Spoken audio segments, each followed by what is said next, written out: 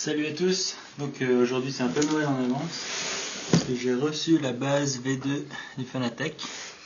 Donc ça fait un petit moment que je l'attendais, il devait arriver début décembre, il y a eu un petit décalage. Alors déjà le colis est plus lourd que la base numéro 1, c'est déjà un bon petit mastec, c'est écrit 7 kg dessus.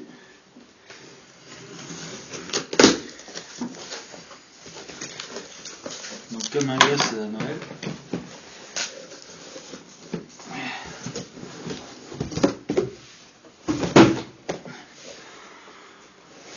Donc le carton est un peu plus gros que l'ancienne base.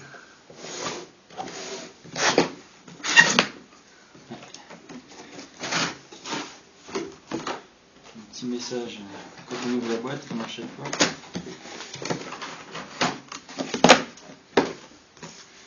Donc on reçoit un petit kit guide pour l'installer.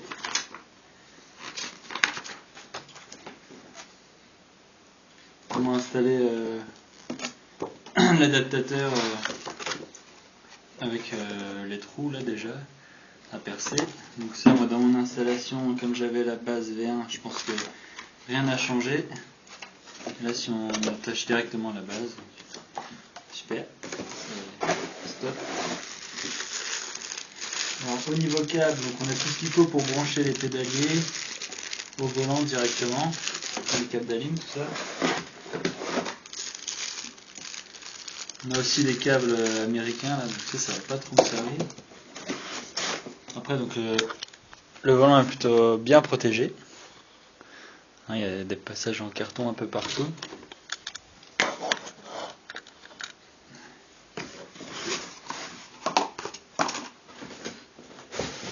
Donc ça doit être l'alimentation. Donc il y a un bloc carrément plus gros que l'ancien.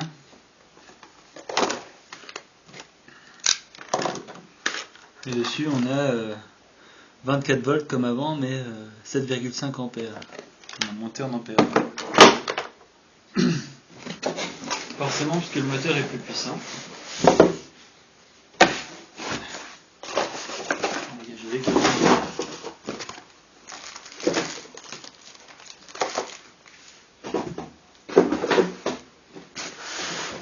Deux gros blocs de mousse qui protègent bien la base.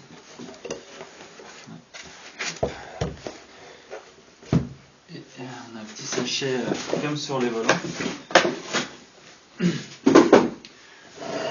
F de la marque. Super bien présenté, c'est agréable.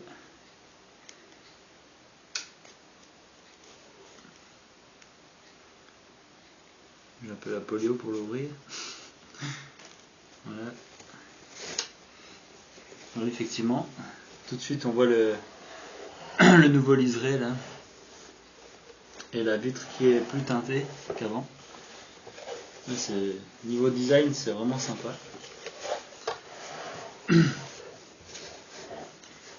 Et aussi, je sais pas si vous voyez, là il y a un joint torique maintenant dans le kit release. D'ailleurs, il n'est pas graissé. Il n'a pas l'air graissé. Et il y a déjà l'adaptateur de monter dessus, ce qui est plutôt cool.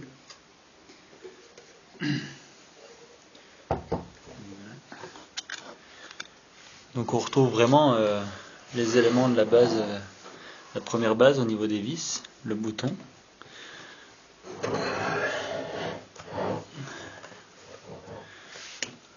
Et donc effectivement il y a un nouveau système de ventilation derrière. Alors, on voit pas grand chose.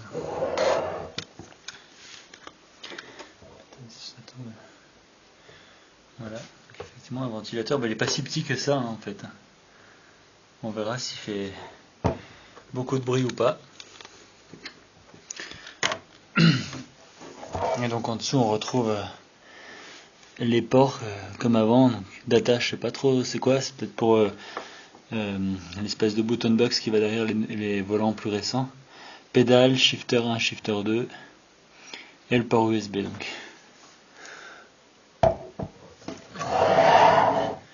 Donc comme il n'est pas graissé, je vais essayer de le tourner à vide.